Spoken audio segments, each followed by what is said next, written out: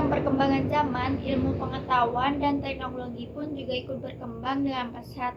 Dimulai dengan adanya pengenalan terhadap teknologi internet, perkembangan internet telah mengubah pola interaksi masyarakat yang berkontribusi besar terhadap masyarakat.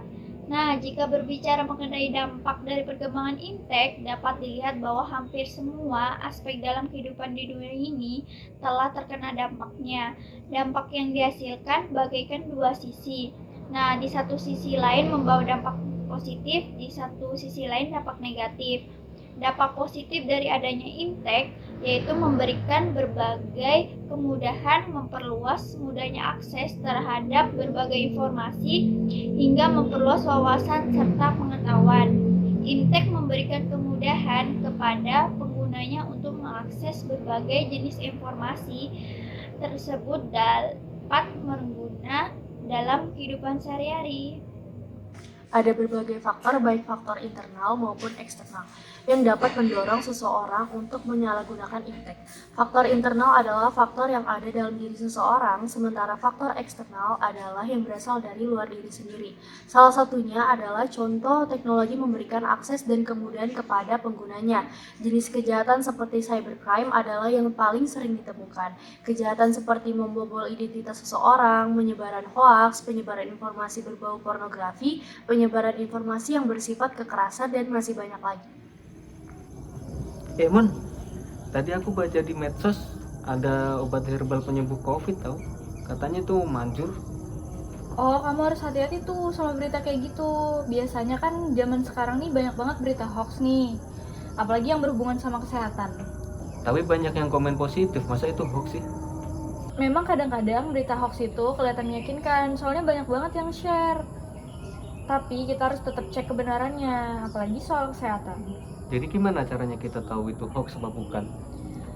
Yang pertama nih, cek dulu sumber beritanya. Kalau misalkan sumber beritanya nggak jelas atau nggak kredibel, bisa jadi itu hoax. Yang kedua, kamu bisa ngecek di situs kesehatan seperti WHO atau Kementerian Kesehatan. Iya sih, tapi kadang situs resmi gitu nggak cepet update-nya kayak di medsos. Betul sih, tapi justru karena mereka memastikan informasi itu benar sebelum dipublikasikan, lebih baik sedikit lambat tapi akurat daripada cepat tapi salah. Kamu juga bisa cek di situs fact-checking seperti Turnback Hoax atau Cek Fakta. Oh, aku baru tahu kalau ada situs-situs itu.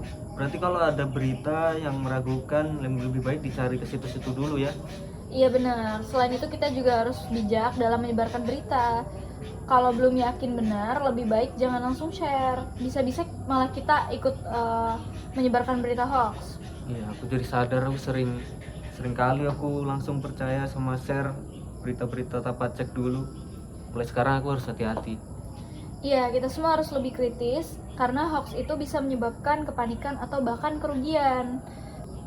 Sebagai penerima informasi, kita punya tanggung jawab untuk menyaring dulu sebelum menyebarkan berita tersebut. Makasih Mon ya, aku jadi lebih paham sekarang. Nanti aku kasih tahu juga keluarga sama teman-temanku biar nggak mudah percaya hoax. Bagus dong kalau gitu. Ayo kita jadi orang yang lebih bijak lagi dalam menyebarkan informasi. Seiring dengan berkembangnya ilmu pengetahuan dan teknologi, berdampak semakin banyaknya kejahatan yang dilakukan seseorang. Sebagai generasi penerus bangsa, sudah seharusnya memiliki pemahaman terhadap pentingnya makna dari nilai-nilai etis dalam Pancasila sebagai dasar penggunaan ilmu pengetahuan dan teknologi yang semakin berkembang. Di dalam Pancasila, terdapat nilai-nilai yang sangat mendasar dalam kehidupan manusia. Pancasila memperlihatkan nilai ketuhanan, kemanusiaan, persatuan, musyawarah dan mufakat, serta keadilan sosial, yang semuanya itu menjadi pedoman bagi masyarakat Indonesia untuk bertindak dan bertingkah laku. Sebagai generasi muda, nilai-nilai inilah yang harus diterapkan dalam kehidupan berbangsa dan bernegara.